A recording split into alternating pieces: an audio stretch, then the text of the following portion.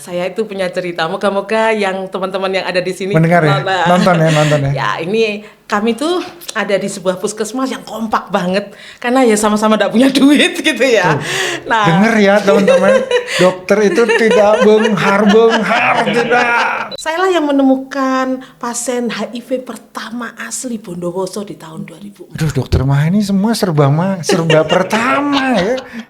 Di triase ini, di tempat ini, di kotaan ini kan kotak gitu kan ya. Ini adalah untuk orang yang ingin dekat sama Tuhan dan sebentar lagi pergi bersama Tuhan. Loh, Dok, berarti kalau saya di sini saya akan cepat mati? Itu pertanyaannya. Iya, saya bilang gitu karena memang itu adalah untuk kondisi-kondisi orang yang gawat darurat. Dengan triase kan prioritas ya. Itu ada prioritas.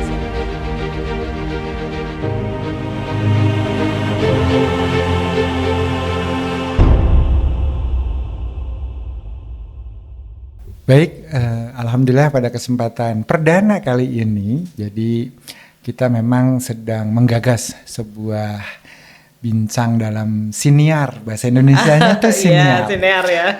Telah hadir bersama kita ini adalah orang yang dikategorikan sangat unik katanya. Iya. Spesies langka.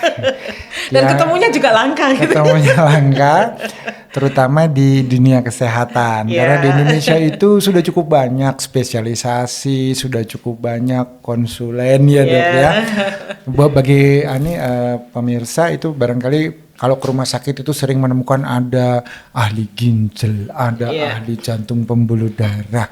Tapi jarang loh yang bertemu dengan dokter yang punya latar belakang ahli racun. Ya, ini mohon di garis bawahi bukan ahli meracuni ya, tetapi beliau ini adalah disiplin ilmunya menghususkan diri begitu ya, karena kalau spesialisasinya emergency medicine. Betul.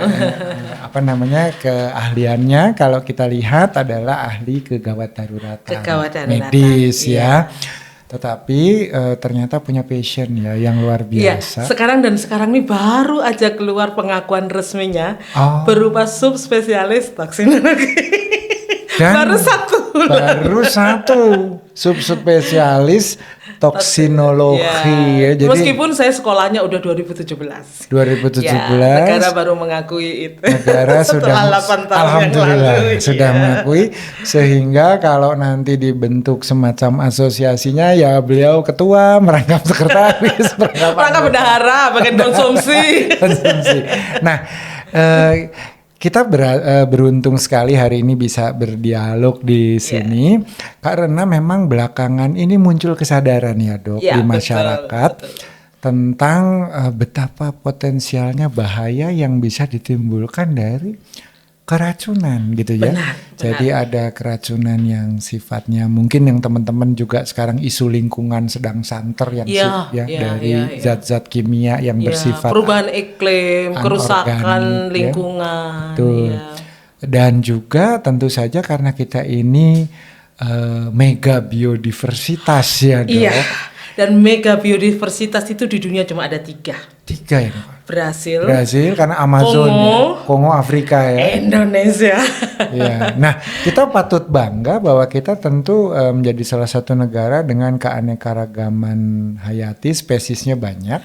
Ya. Tapi perlu diwaspadai juga ya dok ya, karena dengan banyaknya spesies yang ada di sekitar kita itu, salah satu mekanisme proteksi melindungi diri dari hewan itu salah satunya ya ahlinya beliau ini lewat yang namanya racun ya dok ya.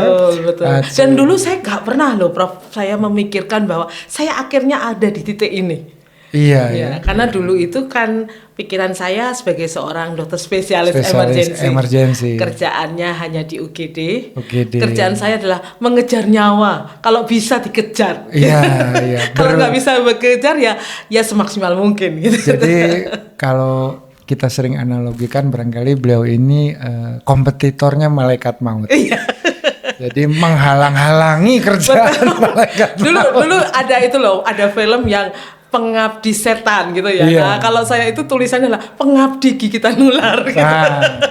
Dok, kan sudah spesialis EM. Itu Iya. lebih dulu mana tertarik pada emergensinya atau pada kasus-kasus Gigitan keracunan ular. karena gigitan ular? Betul. Ceritanya panjang ya Prof Ayo, ya. nggak apa-apa, nggak Karena karena saya dulu itu kan dokter di puskesmas. Puskesmas. Kan pernah ke tempat saya kan ya. Betul, garda depan ya, Iya, maksudnya jadi di- saya tuh di puskesmas yang jauh dari mana-mana. Jauh dari peradaban ya. Iya. Dan para dokter yang tinggal di sana itu paling lama 4 sampai 8 bulan. Bertahannya hanya 8 bulan. Saya 4 tahun di sana. Betah ya Dok ya. Nah, jadi waktu itu saya mikir ya mungkin seumur hidup saya di sana. Iya. Nah, karena kondisinya itu adalah memang puskesmas yang tidak basah. Jadi bukan berarti dia di tempat yang kering gitu kan ya. Bisa Tapi maklum ya Dok iya. ya, maklum. Cuma memang karena tidak ada duitnya yang disebut tidak basah tadi. Iya. Mungkin Dan- diperhalus saja Dok. Iya. Bahwa nanti tidak bisa menabung untuk sekolah gitu. Iya, betul. Jadi tidak ada yang mau di sana. Iya. Selama hampir 4 tahun saya di sana, namanya kasus gigitan ular tuh saya temukan tiap hari. Namanya kasus orang kecelakaan dan tidak bisa ditolong, saya temukan tiap hari. Namanya orang sakit campak sampai meninggal, sampai adanya program PIN Iya. untuk campak. Iya. Itu asalnya dari puskesmas saya. Karena ada kasus di situ. Saya lah yang menemukan pasien HIV pertama asli Bondowoso di tahun 2004. Aduh Dokter Maha ini semua serba pertama ya. Jadi waktu itu saya ingat bagaimana untuk pasien HIV itu stigmanya berat ya. Iya. Sampai orang tuh gak ada yang mau datang. Sampai saya itu membelikan kain itu loh, jarik itu untuk nutup jenazah itu loh. Oh ini sampai wafat ya, Dok? Iya, Kasusnya sampai saya membawa sendiri bersama driver dan Karena- bidan saya, karena rakyat itu nggak mau dikuburkan di situ, jadi kami harus naik Iya, ke gunung. Dan saya tuh masih pakai rok pendek karena kan waktu itu baju PNS rok pendek Iya, coklat. benar. Iya, naik dengan ke atas seragam gunung membawa, korpri ya. membawa jenazah itu. Ini stigmanya seperti COVID di awal ya, yang tidak ada warga sekitar mau Betul. dimakamkan di situ Iya, ya. dan gigitan ular kan juga ada di sana karena orang menganggap gigitan ular itu adalah sesuatu yang bersifat kutukan. Kalau orang digigit ular itu berarti punya dosa. Oh. Di Indonesia itu masih secara banyak terserang budayanya seperti mistis dan itu. mitos tadi. Iya. Nah, jadi karena kondisi saat itu kayak gitu, itu tahun-tahun 2000 sampai 2007-an begitu ya. 2007 ya. Ya, saya di sana Iya. 2002 lah ya, sampai 2007 begitu. Akhirnya waktu itu saya mikir, kalau gitu saya ngambil spesialis itu spesialis emergensi saja. Padahal Iya. saya itu udah diterima di spesialis yang lain, nggak perlu saya sebutkan spesialis. Saya bisa menyebutkan. Jadi saya sudah diterima di sana, Iya. udah tes kesehatan, Iya. udah semuanya tinggal masuk aja. Iya. Nah, jadi waktu itu saya tuh Dan itu spesialis top ya. top, Maksudnya murah lagi, lima besar ya. di universitas terkenal Ternama. lagi. Betul. Jadi waktu itu saya tuh gak tahu ya. Cuma saya ingat waktu itu ada yang salah satu penguji saya tuh seorang psikolog tuh bilang, Dokter Maha ini gak bisa kalau gak ketemu orang. Sementara spesialis iya. saya yang diterima yang top tadi itu dan sekarang ini bermasa depan bagus sekali. Bermasa depan sangat baik, Itu ya. memang tidak ketemu orang setiap hari. Iya. Sementara saya ini suka ketemu orang setiap hari dan berganti-ganti. Oh nanti justru tidak Dinamis Iya, gitu. iya, iya. Akhirnya saya menemukan panggilan hati saya yaitu di spesialis emergency ini. Iya. Padahal waktu itu semua orang tuh tanya, kamu nanti mau jadi apa? Gak tahu. Pokoknya jaga UGD nolongin Jaga pasien UGD. gawat darurat. Langsung. Nah, Dan jadi di tahun-tahun itu, Betul. Prof ya, namanya jaga UGD itu bisa 5 kali 24 jam jaga UGD. Iya, Karena stasiunnya kan UGD lagi gitu. Iya. Kalau yang lain misalnya bedah nih, teman-teman bedah ya pasti UGD, operasi Masuk apa? OKA dah ya, masuk kamar operasi Iya, ya. ICU, ICU. poli, Iya. libur. Kami gak ada gitu. masih punya bangsal juga Iya, Dok, ya. Kalau betul. masih visitor lah ya. Betul, kami enggak. Cuma akhirnya saya menikmati sebuah kehidupan di UGD itu yang betul-betul memanggil jiwa saya. Betul. Sehingga ketika malam hari misalnya semua orang udah capek, semua tidur jam 12 malam, saya lihat pasien-pasien saya itu mau meninggal, begitu kan banyak di red zone tuh loh, Prof. Iya, benar, Hampir benar, semuanya kan benar. deket-deket dengan kematian.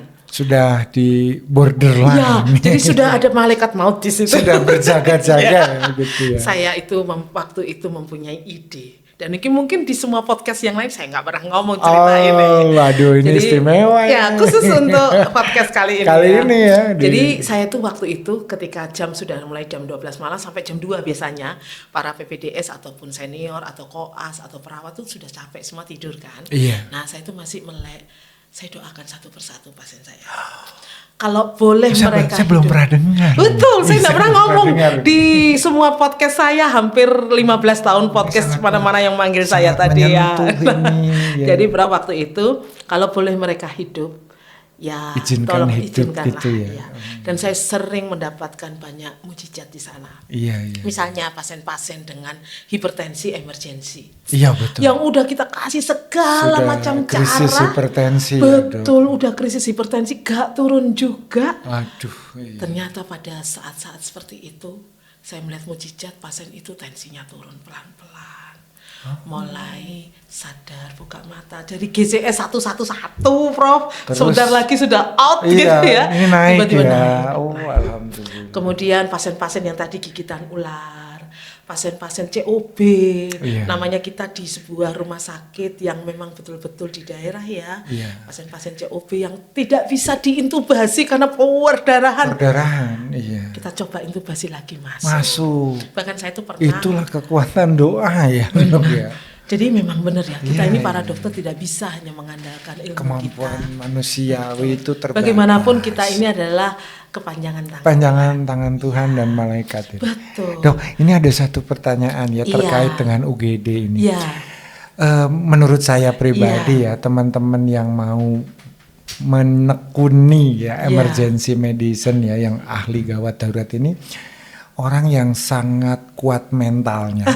Karena setiap hari lihat orang mati. Nah, ini ada satu kondisi yang ingin saya sampaikan kepada pemirsa kita, ini kan umum. Sehingga mungkin ada yang sama aja kali dokter di mana aja gitu ya. Ada yang di klinik, ada yang di UGD, itu kan tour of duty. Nggak gitu teman-teman, dokter di UGD itu harus memiliki daya nalar yang luar biasa tinggi, pengambilan keputusan yang cepat, harus tapi bijak. Nah, saya ingin menceritakan ada satu mekanisme yang hanya berlaku itu di UGD, namanya triase.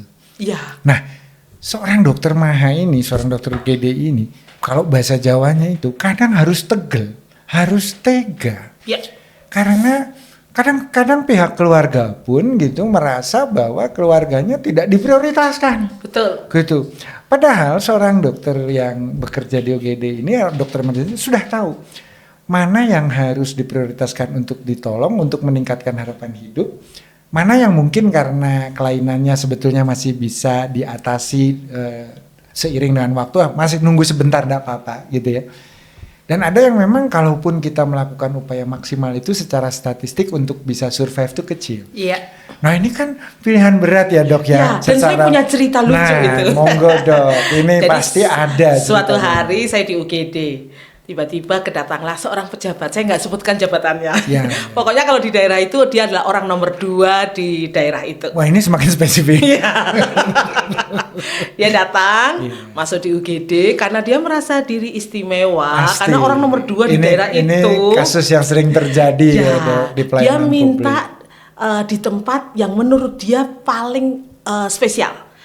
Dan yang dia pilih adalah triase 1 atau triase merah yang untuk pasien gawat dan darurat. Darurat merah. Nah, jadi dia lihat itu alatnya lengkap di situ. Dia ingin di situ. Iya. Kemudian saya ini bingung, dokter jaga saya sama perawat saya bingung karena mulai dari manajemen, mulai dari ajudan, mulai dari orang-orang penting di daerah itu semuanya ngomong, "Gak apa-apa di situ aja." Pasti menekan ya dok ya pada saat itu. Nah, saya sebagai seorang spesialis emergency kon gak bisa nuruti gitu karena tidak ada indikasinya. Tapi kan saya harus menjawab dengan kata-kata tadi. Diplomatis. Akhirnya saya datangi bapak tadi, saya periksa.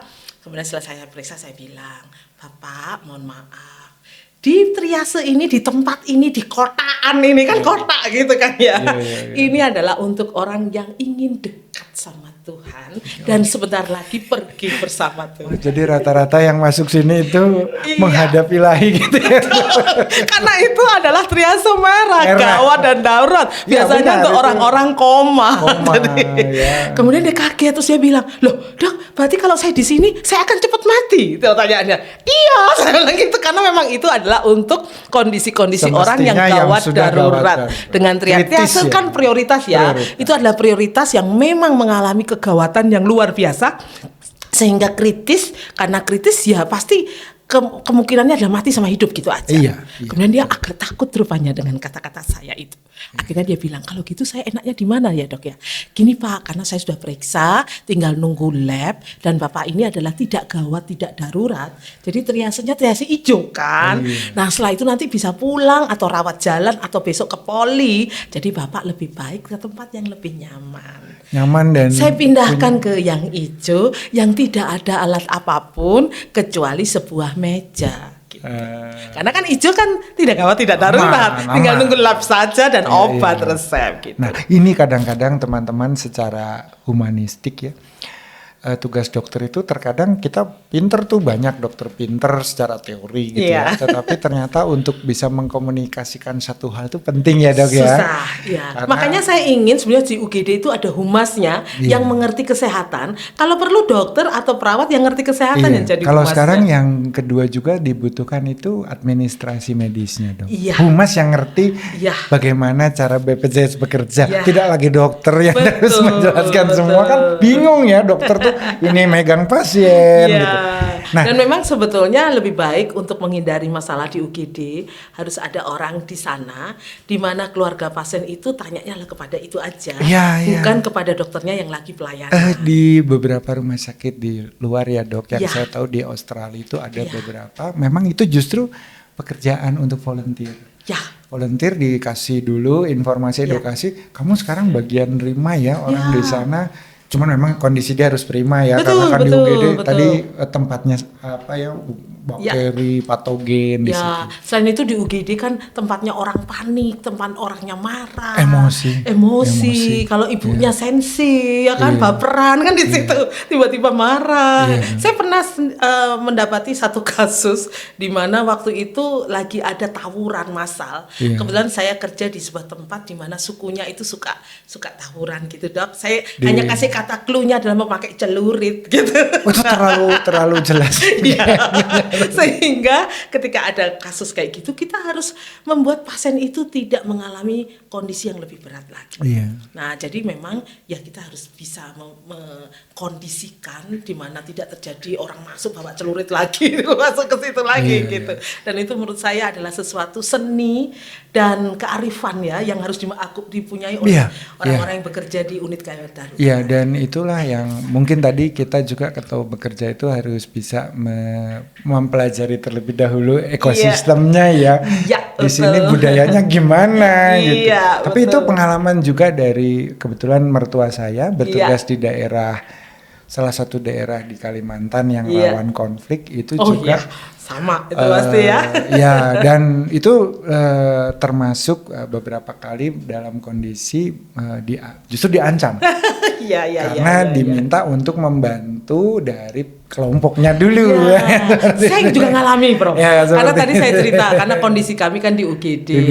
Namanya pengancaman, kemudian kemudian dimarah-marahin. Ya 1-2 kali saya pernah dianiaya juga zaman segitu ya. Beneran. Cuma ada cerita lucu nih, karena maafkan ya, yang menganiaya saya ini seorang sudah kita maafkan ya. Seorang oknum, jadi salah satu instansi pengamanan gitulah, saya nggak usah ngomong. Jadi akhirnya besok pagi itu setelah dia menganiaya saya kan, saya lapor kepada waktu itu saya masih dokter jaga. Fisik ya dok? Ya fisik. Saya sama perawat saya, karena saya dokter jaga waktu itu. Tapi itu yang menganiaya posisi sebagai pasien? Keluarga pasien. Keluarga pasien. Kemudian lapor ke kepala UGD saya, waktu itu saya masih muda banget, masih baru lulus 26 tahun gitu lah. Masih naif lah ya. Saya lucunya tuh besok paginya kan itu oknum dalam arti pekerjaan pengamanan gitu kan. Iya. Besok paginya saya lihat dia dihukum dengan bosnya lari mengelilingi rumah sakit saya. Berarti sudah apa namanya impas lah ya.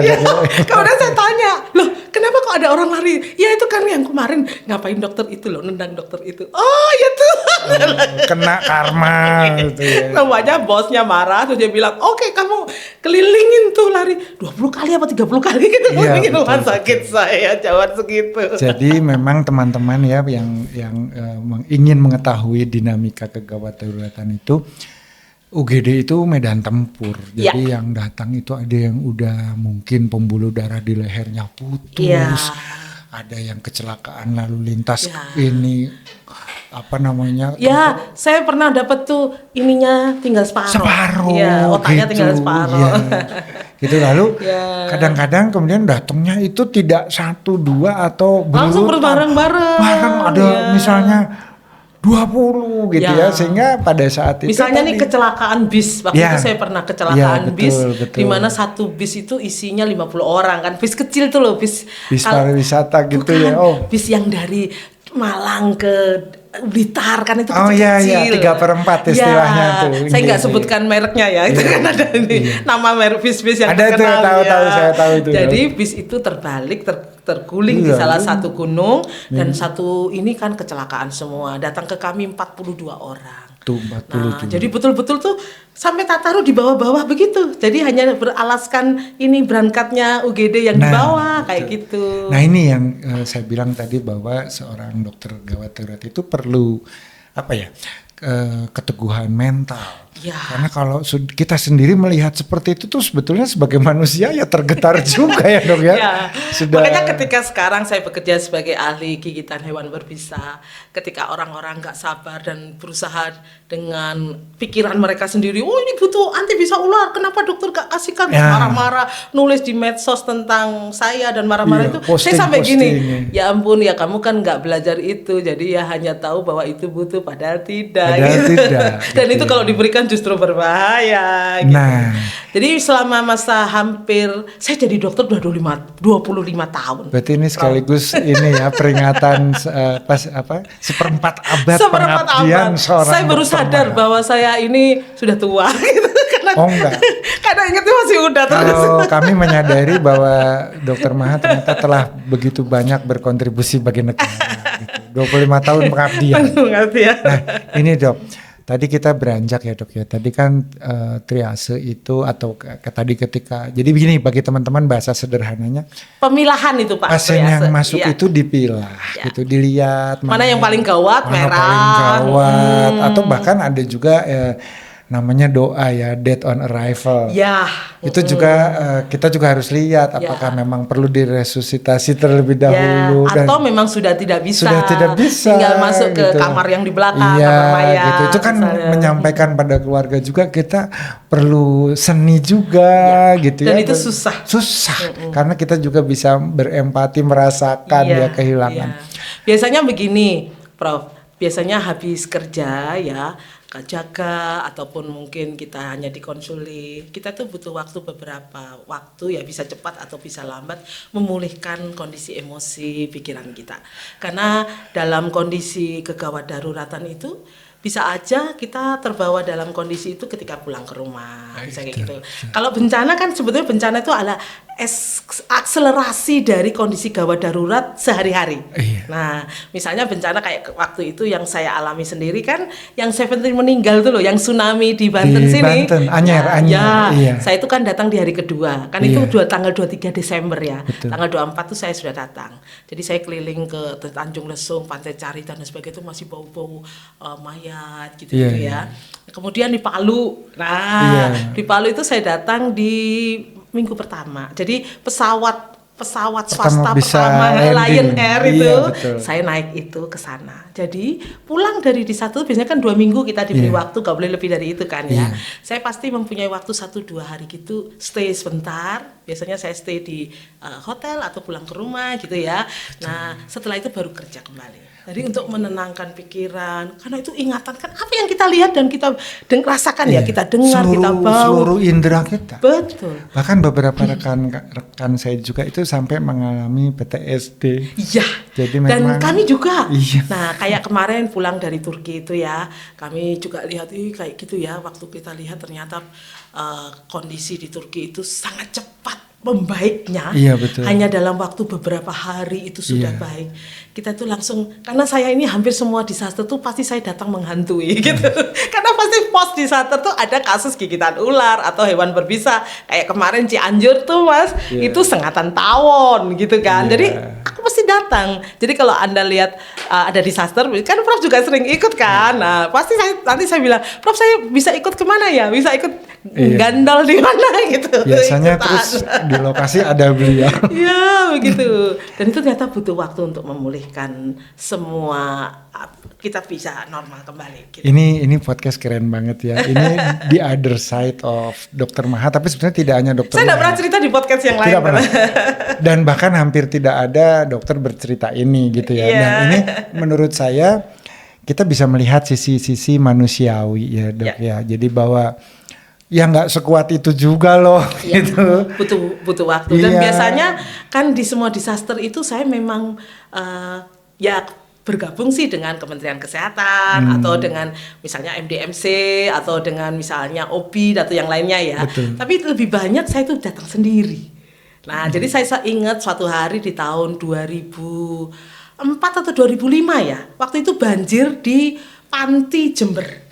Oh di Jember, iya. Saya waktu itu masih dokter puskesmas tadi ya. Saya hanya punya uang mungkin 120.000 lah ya. Kemudian saya bingung, saya ini mau kasih apa. Terus teman saya di panti itu cerita, kan dia dokter puskesmas di panti. Dia bilang, orang sini udah gak mandi, udah lama gak mandi. Kenapa? Gak ada sabun, katanya gitu. Oh. Terus saya pergi ke pasar waktu itu. Saya tanya, sabun mandi itu berapa satu kotak? Mereka bilang satu kotak tuh 60.000. Oh berarti kalau saya beli 2 kotak itu cuma 120.000. Pas dengan uang yang saya punya. Saya beli 2 kotak itu, saya taruh ransel. Nah saya pergi sama teman saya dengan ransel tadi itu ke pengungsian.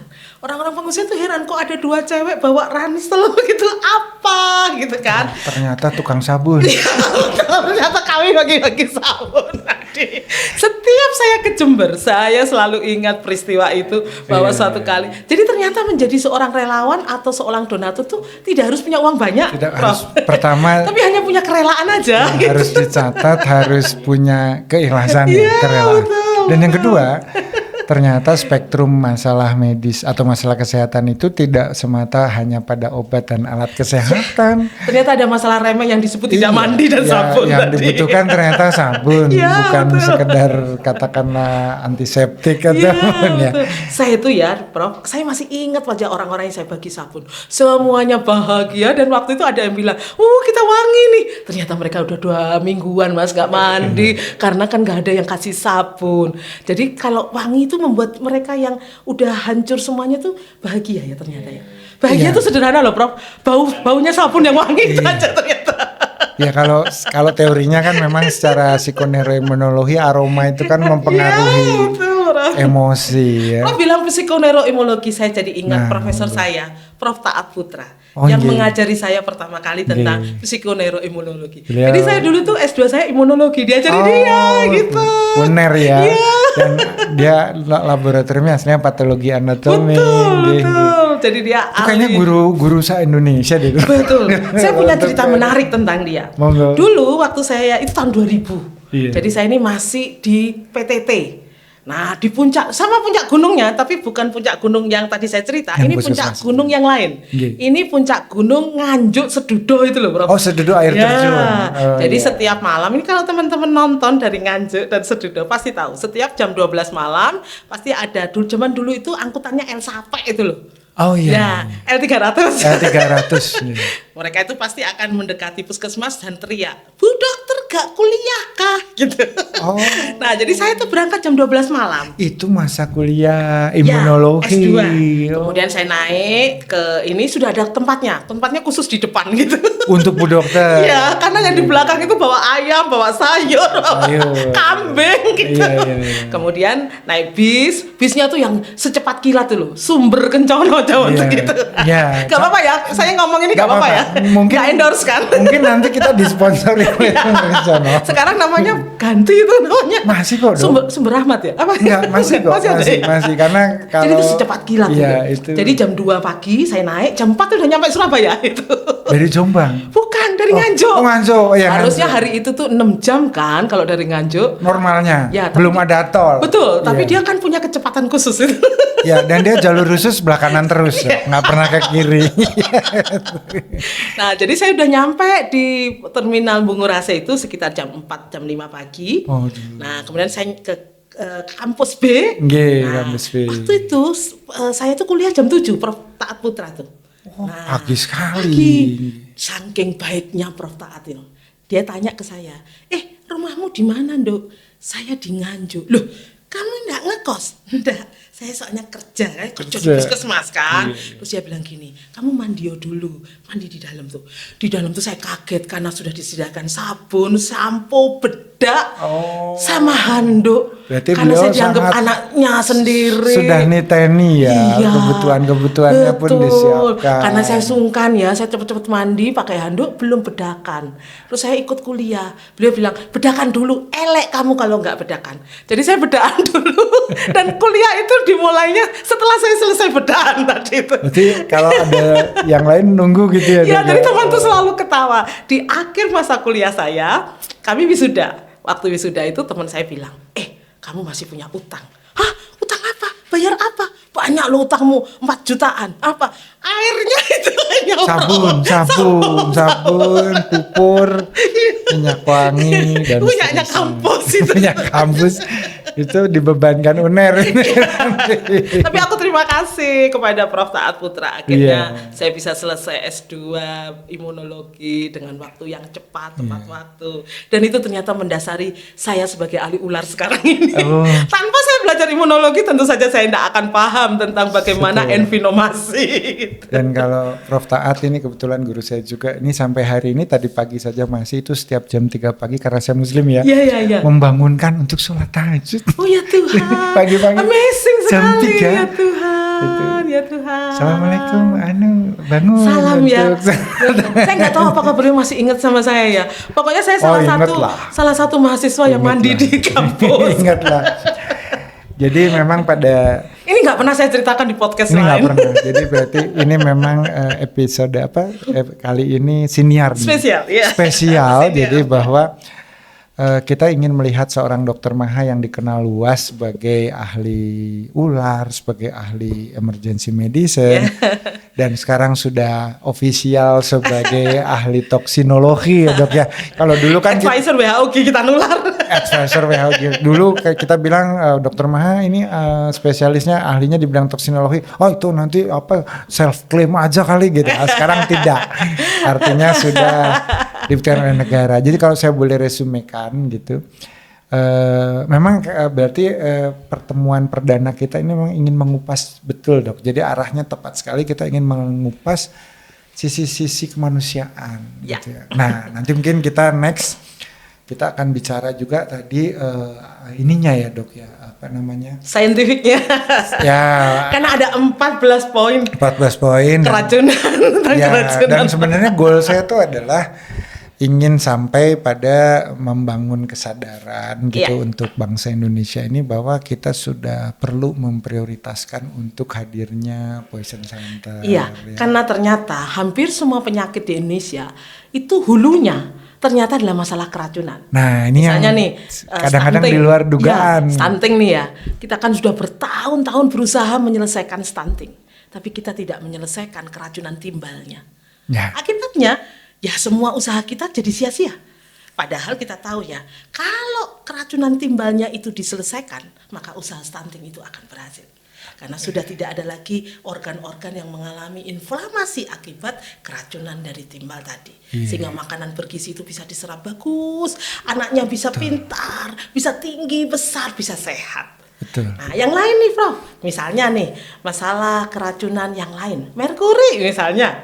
Kita tahu merkuri seperti di Jepang Minamata itu. Minamata di kita dibuyat kan pernah. Kalau itu tidak, bukan buyat aja. Saya itu pernah kerja di salah satu kabupaten di Kalimantan Tengah yang namanya Puruk Jahu. Di situ ada salah satu pabrik emas.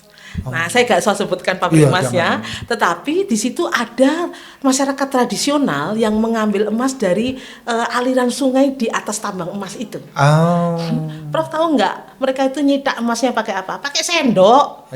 Terus dikasih merkuri.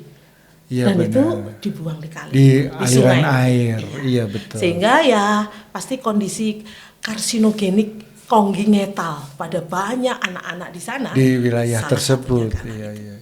Kemudian cerita yang lain, misalnya cerita tentang keracunan makanan. Nah, kita tahu sendiri bahwa keracunan makanan ini juga membuat anak-anak kita menjadi anak-anak yang sakit. Orang-orang dewasa menjadi yang sakit, karsinogenik dan sebagainya kan. Yang isu yang terakhir itu mikroplastik ya. Ya, mikroplastik juga sama. Nanti salah satu bab dari buku keracunan itu adalah mikroplastik. Di mana kanker, penyakit jantung, penyakit stroke, penyakit urologi yang sekarang menjadi sebuah bagian program besar KJSU itu diawali dengan kondisi keracunan.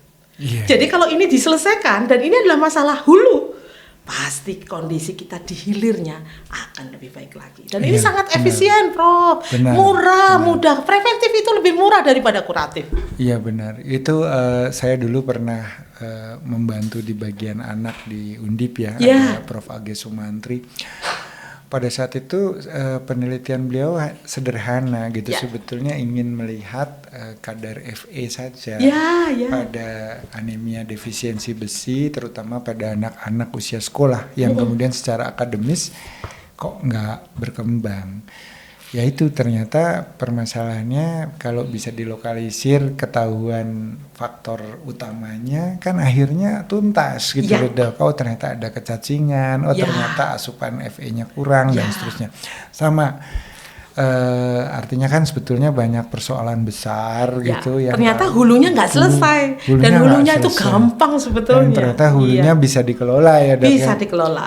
Baik, jadi sebagai penutup di sesi pertama, jadi kayaknya kita harus bersesi-sesi ya dengan ini. Nanti saya main lagi. Enggak, kita tapping terus. Boleh. Jadi untuk sesi yang pertama ini barangkali supaya nanti ada bridging ke sesi yang berikutnya, Dok. Iya. Pertanyaan terakhir dari saya ini adalah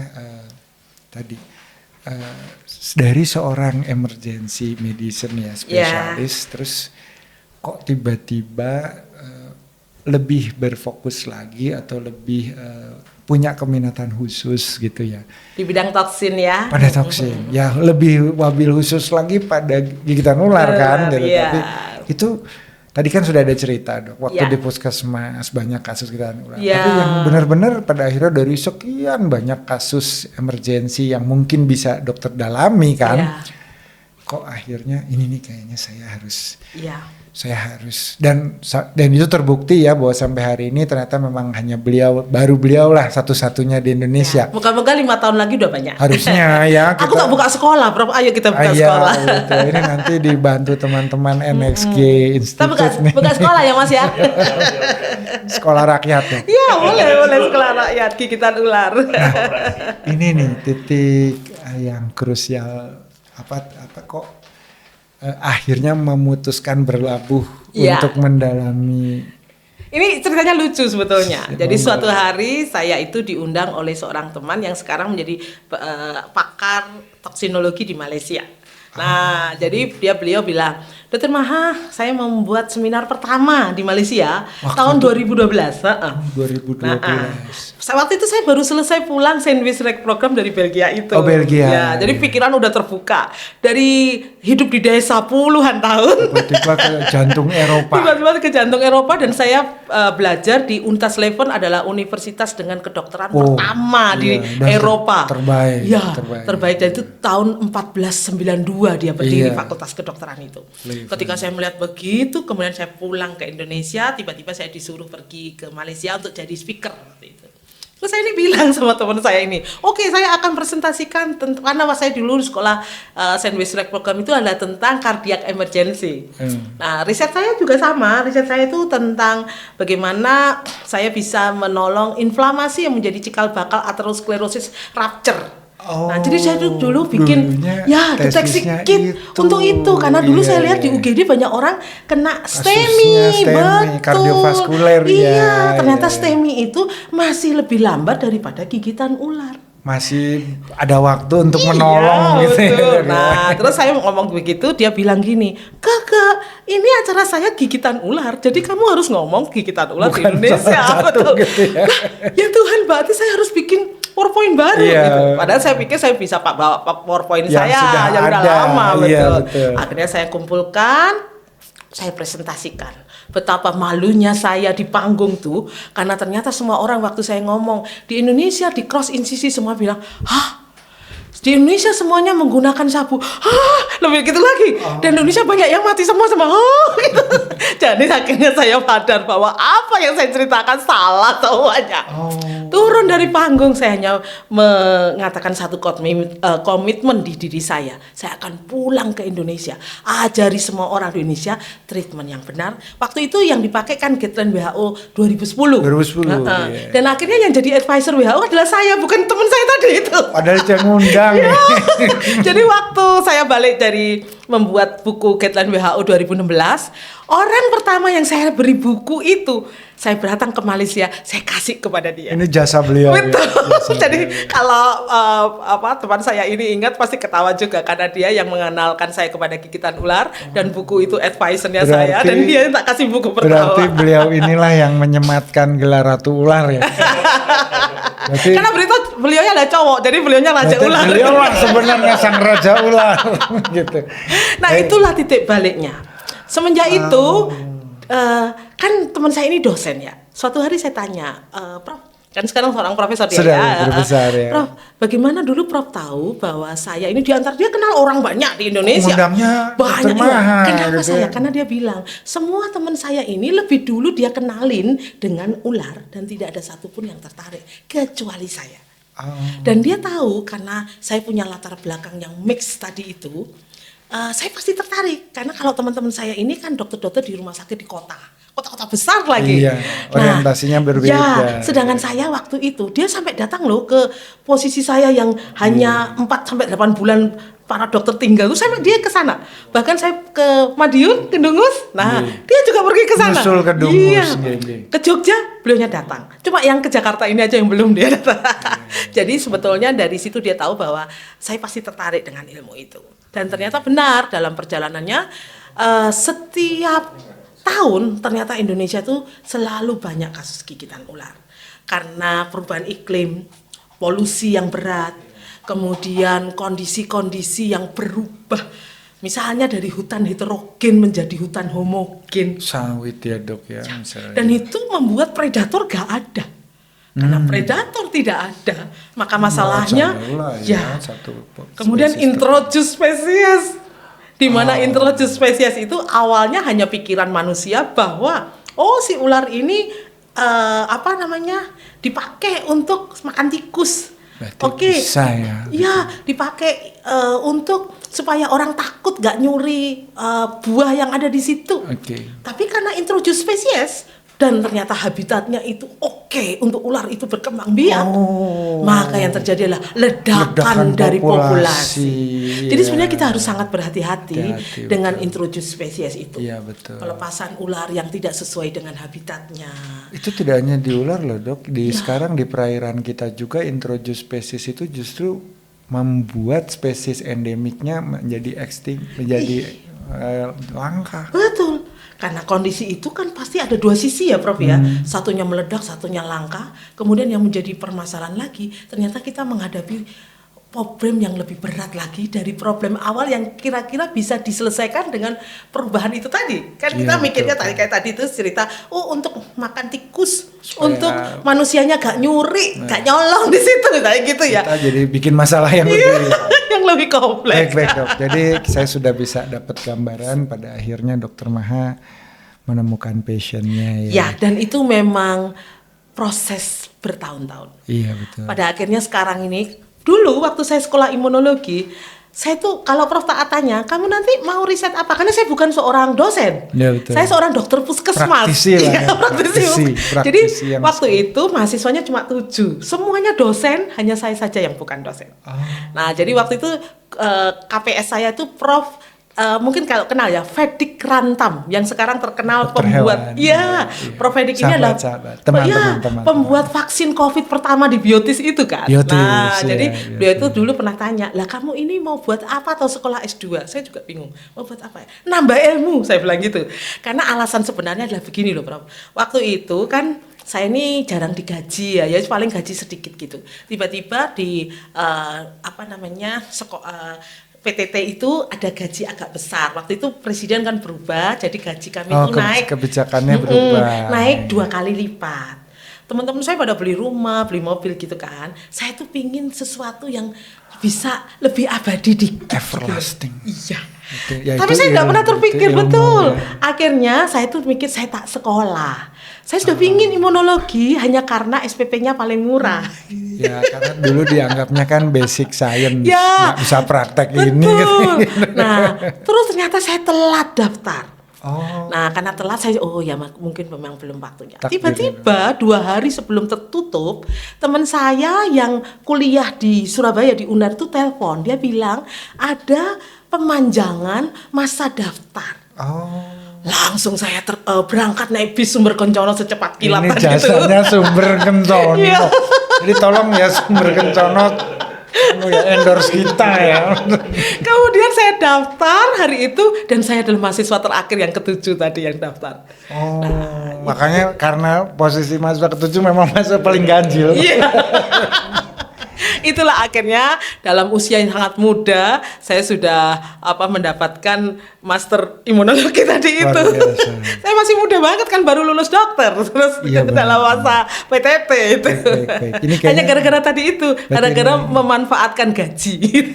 Berarti ini harus ditahan dulu ya. Iya. Nanti kita sambung di sesi 2 ya. Oke, Sesi 2. terima kasih. Cuman saya ingin menggarisbawahi ya tadi sisi kemanusiaan Dokter Ya. Maha. Dan juga teman-teman bisa melihat betapa perjuangan seorang dokter. Jadi saat ini barangkali ada beberapa stigma yang kurang baik tentang dokter. Karena Tapi mungkin nggak tahu perjuangannya. Bagaimana pernah dianiaya fisik di UGD. Pernah berada di daerah yang bahkan tadi orang normal saja bertahan 4 bulan bagus gitu ya. Terus kalau dibilang wah katanya kalau secara finansial mesti dokter ki, kalau orang Jawa bilang ya sugih. Waduh. Boleh 1 menit ya? Boleh. Jadi dulu untuk menyingkapi bagaimana kami tidak bisa makan, saya itu punya cerita. Moga-moga yang teman-teman yang ada di sini mendengar ya, nonton ya. Ya ini kami tuh ada di sebuah puskesmas yang kompak banget karena ya sama-sama tidak punya duit gitu ya. Nah, dengar ya teman-teman, dokter itu tidak benghar tidak tajir. Jadi Sultan saya ya. itu tinggal di puskesmas. Kalau pagi itu mejanya dibuat kerja, kalau malam hari kasih sekasur dibuat tidur di bawahnya. Tuh. Dan itu satu ruangan itu ruangan gede gitu. Yang tidur di situ ada perawat, ada dokter gigi, ada saya, ada bagian saniter dan sebagainya, plus jaga malam rame-rame. Nah, kalau kita gak punya duit, dokter gigi sama perawat saya itu membawa aki mobil. Iya, menyetrum di sungai. Sungai tuh. Nah, ini dokter itu sekarang masih ada di puskesmas di Kawah Ijen. Oh, berarti masih suka nyetrum dia. Nggak tahu. Dokter gigi saya ini. Sekarang jadi pemandu wisata. Ke Kawah Ijen. Bersama perawat saya. Iya. Mungkin sekarang sudah naik pangkat, Dok. Perawatnya sudah. Sekarang dia jadi kepala program. Dia nggak nyetrum lagi. Sekarang dia itu tandu yang turis non. Jadi pulang itu bawa 1 ember isinya ikan. Kemudian perawat-perawat saya dan bidan saya yang cewek itu cepet-cepet membersihkan ikan itu. Ada yang nanak nasi, ada yang bikin sambal. Ada kalau di desa itu kan sayuran tinggal ngambil. Iya betul. Ngambil betul. dan kita lalapan. Betul. Dan kita makan bersama. Itu yang ternikmat ya, Dok. Iya. Itu saya rindu saat-saat itu, Prof. Karena itu rasa ikan yang disetrum tuh enak banget. Ini closingnya sangat manusiawi dan sangat menyentuh. Iya, halo Dokter Rudi. Tuh, Namanya Dokter aduh, Rudi Ismoyo. Ayo, Dok, nanti kita nyetrum bareng. Baik, jadi kita bisa ambil sebuah kesimpulan dari perjalanan hidup dan karya Dr. Maha itu bahwa dokter itu juga manusia ya, punya banyak sekali aspek yang mempengaruhi kehidupannya. Dan ternyata tadi harta yang terindah itu ya tadi yang pertama ilmu ya Dok ya, investasi dapat naikkan gaji dipakainya buat sekolah. Iya. Karena saya ingin yang agak abadi dikit gitu. Dan kemudian yang kedua tadi ada yang sangat berharga tuh pengalaman yang karena kebersamaan, keguyuban, sehingga apa namanya ikan wader mungkin atau wader dari kadang-kadang dapatnya ikan cetol dari kali gitu. Tahu Mas ikan cetol tahu? Kalau di Sunda namanya cecere. Iya, impun kalau itu impun. Itu hal-hal seperti ini yang barangkali teman-teman kita, murid-murid kita ya, dokter-dokter muda bisa melihat lah bahwa ternyata nggak semuanya itu indikatornya harus secara finansial ya Dok ya. Betul, banyak hal-hal indah lah di luar sana. Dan itu rasanya lebih enak dari steak loh itu bro. Iya. Kalau pada saat itu pasti iya. Iya. Kalau sekarang iya. Padahal rencana saya mau tak ajak mancing gitu lagi. Soalnya pada saat itu nggak kebeli. Baik Dok, terima kasih atas segala insight ya, pencerahannya. Mudah-mudahan Dokter Maha masih berkenan nih untuk membersamai podcast kita. Dan saya tidak berpanjang kata, saya hanya ingin memberikan apresiasi tinggi ternyata bahwa Dokter Maha itu selain dikenal sebagai seorang ahli toksinologi, ternyata juga ahli kehidupan. Baik, terima kasih teman-teman. Mudah-mudahan kita bisa berjumpa dalam episode podcast berikutnya.